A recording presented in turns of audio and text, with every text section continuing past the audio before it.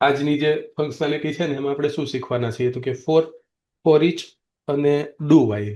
બરાબર, આ લૂપ છે. 3 પ્રકારની લૂપ આવે છે, તો એ લૂપ આપણે શીખવાના છીએ. તો સૌથી પહેલા આપણે જોઈએ કે લૂપ એટલે શું.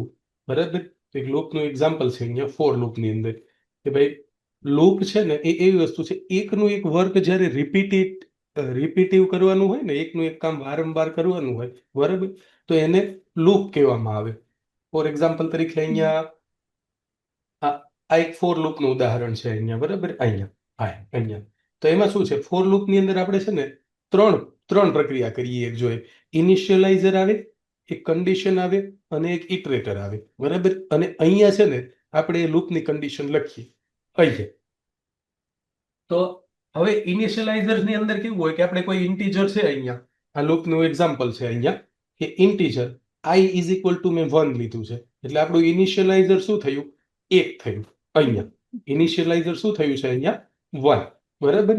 આઈ less than or equal to 5, આ બીજો પાર્ટ છે. 3 પાર્ટ આવે આમાં ફોર લૂપની અંદર. બીજો પાર્ટ શું છે, કન્ડિશન છે કે ભાઈ આઈ કેવો હોવો જોઈએ, less than or is equal to 5 હોવો જોઈએ. અને ત્રીજો પાર્ટ જે છે ને એ શું છે, તો એ ઇટરેટર છે. ઇટરેટર એટલે કે આ લૂપ છે ને એની અંદર દર વખતે જેટલી વાર એક્ઝિક્યુટ થશે ને એમાં આઈ ની વેલ્યુ જે છે ને એ એક એક વધતી જશે. આઈ પ્લસ પ્લસ ઓપરેટર છે ને અહીંયા, તો એનું કામ શું છે કે જે એની મૂળ વેલ્યુ છે ને એની અંદર એકનો વધારો કરવો, બરાબર. પછી આપણે છે ને આ લાઈન પ્રિન્ટ જ્યારે થશે ને ત્યારે શું થશે કે સ્ટુડન્ટની અંદર દર વખતે એકનો વધારો થતો જશે. ક્યાં સુધી આ લૂપ ચાલશે, તો કે આ કન્ડિશન જ્યાં સુધી સાચી રહેશે, બરાબર, ત્યાં સુધી આ લૂપ છે ને એ ચાલશે. પછી આ લૂપ બંધ થઈ જશે. પ્રેક્ટિકલી આપણે જોઈએ તો અહીંયા વિઝ્યુઅલ સ્ટુડિયોમાં હું જાઉં, બરાબર, અને અહીંથી છે ને સેમ આ લૂપ લખીને આપણે ટ્રાય કરીએ. અહીંયા ફોર, બરાબર. પહેલા ફોર લખવાનું, પછી છે ને ડબલ વખત ટેપ પ્રેસ કરવાનું. જો ડબલ વખત ટેપ પ્રેસ કરશું ને આપણે તો ઓટોમેટિકલી છે ને આખું જે સ્ટ્રક્ચર છે ને એ ટાઈપ થઈને આવી જશે અહીંયા. પણ આપણે કેવી રીતે લખીએ, ટાઈપ કરીને લખીએ, બરાબર. અહીંયા ફોર, બરાબર. પછી હું અહીંયા કરું છું bracket int I is equal to, I એટલે મેં કોઈ વેરિયેબલ લીધો છે, આઈ ઇઝ ઇક્વલ ટુ 1, બરાબર. એક વેરિયેબલ લીધો, એની વેલ્યુ મેં ડિફાઇન કરી કે ભાઈ એની વેલ્યુ 1 છે. I less than or equal to 5. I કેવો હોવો જોઈએ, 5 અથવા 5 થી નાનો હોવો જોઈએ. અને અહીંયા છે ને સેમી કોલન ટાઈપ કરવાના છે. આ ત્રણેય અલગ અલગ વસ્તુ છે. એટલે આ એક પાર્ટ પૂરો થાય છે, અહીંયા અલ્પવિરામ નથી, જો અહીંયા સેમી કોલન છે, અહીંયા પણ સેમી કોલન છે. અને હવે ત્રીજો પાર્ટ આપણે લખીએ કે આઈ, બરાબર, પ્લસ પ્લસ. અહીંયા 3 પાર્ટ લખ્યા આપણે. હવે આની છે ને બોડી ડિફાઇન કરીએ અહીંયા. તો ડબલ બ્રેકેટ કરવાના અને ડબલ બ્રેકેટની અંદર હવે આપણે જે લખવું છે ને એ અહીંયા લખવાનું. અહીંયા ડબલ બ્રેકેટ્સની અંદર આપણે અહીંયા લખીએ કે console ડોટ રાઇટ લેવું.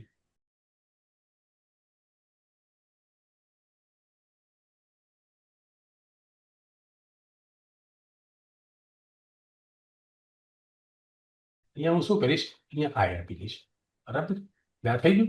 અને અહીંથી આપણે સેમિકોલન. આ પૂરું થયું. તો આ મેં શું કર્યું, લૂપ કરી. આ લૂપ કેટલી વખત ચાલશે, તો કે 5 વખત ચાલશે. રન કરીને જોઈએ. અહીંયા રન કરું છું હું. કેટલી વખત પ્રિન્ટ થયું, 5 ટાઈમ્સ, 5 વખત, બરાબર. કેવી રીતે વર્ક કરે છે એને આપણે ડિબગ કરીને જોઈએ. હવે કઈ છે, હા અહીંયા મૂકી દઈએ એટલે શરૂઆતથી જ ખબર પડે આપણને. અહીંયા ગઈએ, જો ડિબગર હિટ થયું. આગળ જવા માટે શું પ્રેસ કરવાનું, F10 પ્રેસ કરવાનું. હા, જો પહેલો પાર્ટ કયો એક્ઝિક્યુટ થાય છે, આખી લાઈન એક્ઝિક્યુટ નથી થતી. કેટલી એક્ઝિક્યુટ થાય છે, આટલો પાર્ટ એક્ઝિક્યુટ થાય પહેલો. એની વેલ્યુ કેટલી છે અત્યારે, 0. અસાઇન કેટલી કરી છે, 1, બરાબર. હવે આઈ ની વેલ્યુ કેટલી થઈ ગઈ, 1. આઈ ની વેલ્યુ કેટલી હોવી જોઈએ, બરાબર, less than or equal to 5 છે. હા છે તો શું કરવાનું, તો અંદર જવાનું, બરાબર. અંદર ગયા, આઈ ની વેલ્યુ પ્રિન્ટ કરાવડાવી. આઈ ની વેલ્યુ કેટલી પ્રિન્ટ થઈ, 1, કેમ કે અહીંયા 1 હતી એટલે.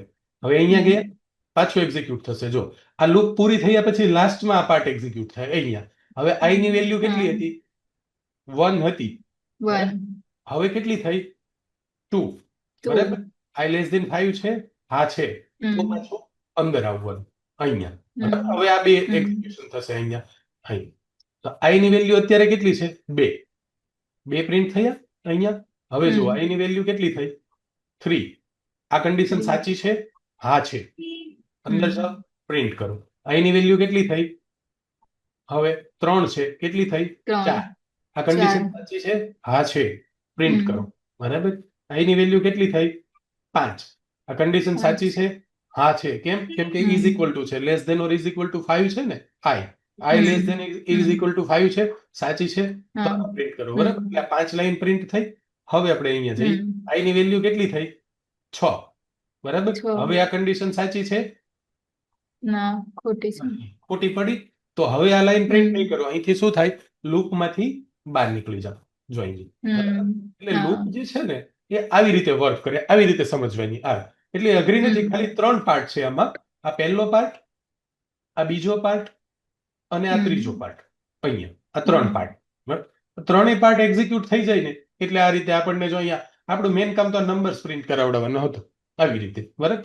હવે આ લૂપનો ઉપયોગ ક્યાં ક્યાં થઈ શકે? તો એક રિયલ વર્લ્ડ એક્ઝામ્પલ જોઈએ આપણે. તો એમાં એવું કહી શકાય, માનો કે કોઈ ક્લાસની અંદર સ્ટુડન્ટ છે. બરાબર? 1 થી 50 સ્ટુડન્ટ છે અને બધા જના રોલ નંબર પ્રિન્ટ કરાવડાવવા છે.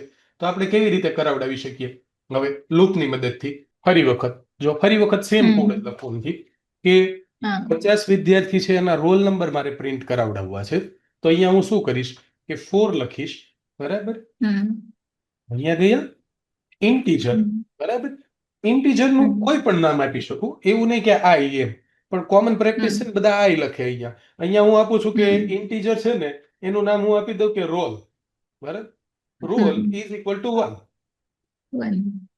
એટલે મેં શું ડિફાઇન કર્યું? એક ઇન્ટીજર લીધો રોલ નામનો, એની 1 ની વેલ્યુ આપી.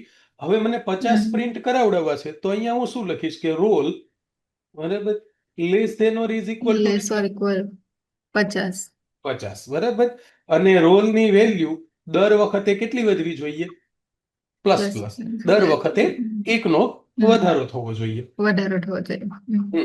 હવે આપણે અહીંયા બ્રેકેટ પૂરો કર્યું અહીંયા, અને અહીંયા હું લખું console dot write line roll. આપણા વેરિયેબલ નું નામ. અને આને બ્રેક પોઈન્ટ હટાવી લઈએ ને રન કરીએ. 1 થી 50 રોલ નંબર પ્રિન્ટ થવા જોઈએ. જો થાય છે ને, રોલ નંબર 1 થી 50 પ્રિન્ટ થયા. હવે છે આપણે વાઇલ લૂપ જોઈએ કે ભાઈ વાઇલ લૂપ જે છે ને એ કેવી રીતે વર્ક કરે. એ સેમ આ ફોર લૂપ જેવું જેનું કંઈક કામ છે. બરાબર? પણ લખવાની પદ્ધતિ છે ને થોડી અલગ છે. તો વાઇલ લૂપની અંદર કેવું હોય કે પહેલા છે ને વેરિયેબલ ડિફાઇન કરવાનો, જેમ કે integer i is equal to 1. હવે હું લખું કે વાઇલ, અહીંયા જાઉં, i less than or equal to 5. Enter આપું છું. અહીંયા એની બોડી ડિફાઇન કરું. console ડોટ રાઇટ લાઈન અને અહીંયા આપણે લખી દઈએ i. હવે અહીંયા લખીએ i પ્લસ પ્લસ, આને આપણે 50 ની જગ્યાએ 5 કરી દઈએ એટલે ઓછું પ્રિન્ટ થાય. અને આ બંનેને અલગ પાડવા માટે એક બીજી console ડોટ રાઇટ લાઈન લખી નાખું અહીંયા, જેથી કરીને આપણને અલગ દેખાય બંને લૂપ. અહીંયા જો અહીંયા છે ને આ ફોર લૂપમાં શું કર્યું છે? 3 પોર્શન છે ને એક બ્રેકેટની અંદર અહીંયા લઈ લીધા છે. એ જ 3 પોર્શન છે ને અહીંયા છે. વાઇલ લૂપમાં શું કર્યું છે? લૂપની બહાર અહીંયા ડિફાઇન કર્યું છે. અહીંયા કન્ડિશન જે છે આ પાર્ટ, બરાબર, એ પાર્ટ છે ને અહીંયા ડિફાઇન થયો છે. અહીંયા ઇટરેશન્સ જે છે આ પાર્ટ, બરાબર, એ અહીંયા ડિફાઇન થયો છે. અહીંયા એટલે આ જે લૂપ કામ કરે છે એવું જ સેમ કામ આ લૂપ કરશે. બેને લખવાની પદ્ધતિ શું છે? જુદી જુદી છે. રન કરીએ આને, પ્રોગ્રામને. જો અહીંયા રોલ નંબર 1 2 3 4 5 આવ્યા. અહીંયા કાઉન્ટ શું આવ્યા? 1 2 3 4 5. અહીંયા 5 કાઉન્ટ આવ્યા, 5 રોલ નંબર આવ્યા. પણ એક વાત ધ્યાન રાખવાની કે અહીંયા જ્યારે વાઇલ લૂપ આપણે યુઝ કરતા હોઈએ, બરાબર, ત્યારે આ કન્ડિશન છે ને સમ ઓફ પોઈન્ટ છે ને ફોલ્સ થવી જ જોઈએ. નહીતર શું થાય? આ લૂપ જે છે ને એ નેવર એન્ડિંગ લૂપ બની જાય. કેવી બની જાય?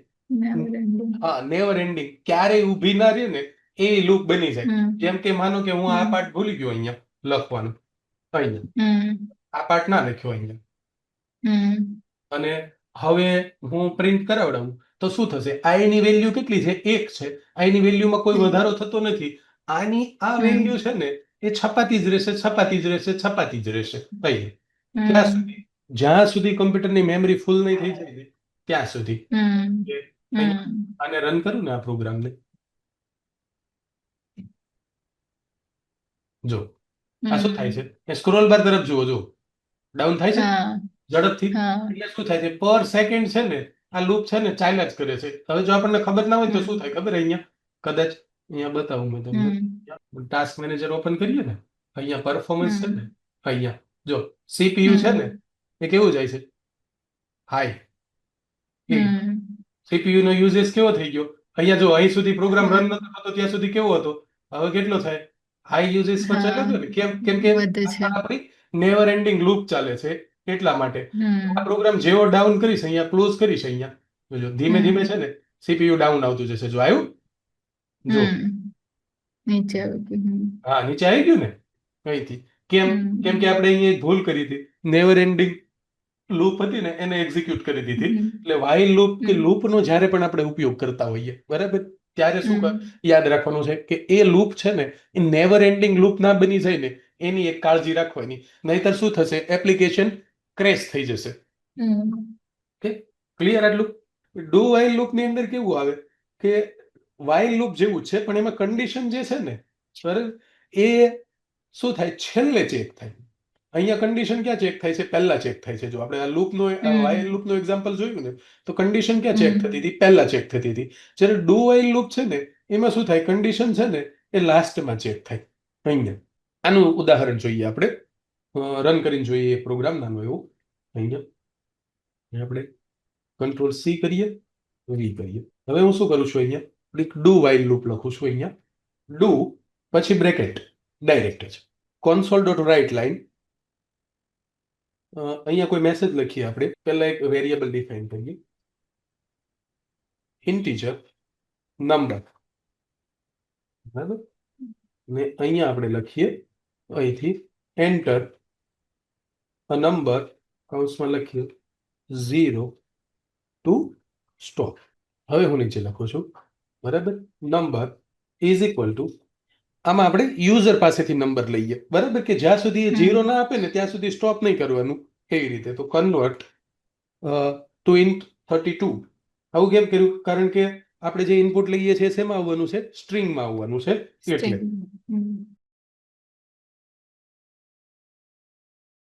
અહીંયા આપી દીધું. હવે અહીંયા કન્ડિશન લખીએ, વાઇલ બ્રેકેટની અંદર આપણી કન્ડિશન સ્પેસિફાઈ કરીએ, નંબર નોટ ઇક્વલ ટુ 0. એટલે આ લૂપમાં કેવું થશે કે જ્યાં સુધી નંબર 0 નહીં આવે ત્યાં સુધી આ લૂપ છે ને એ ચાલશે. આ લૂપ ચાલશે. પણ આપણે અહીંયા રીડ લાઈન લીધી છે એટલે અહીંયા ઉભો રહેશે ને પ્રોગ્રામ આપણી પાસેથી નંબર લેવા માટે.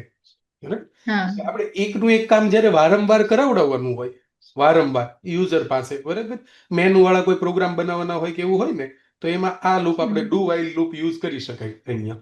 અને આપણે રન કરીને પહેલા એક વખત જોઈ લઈએ.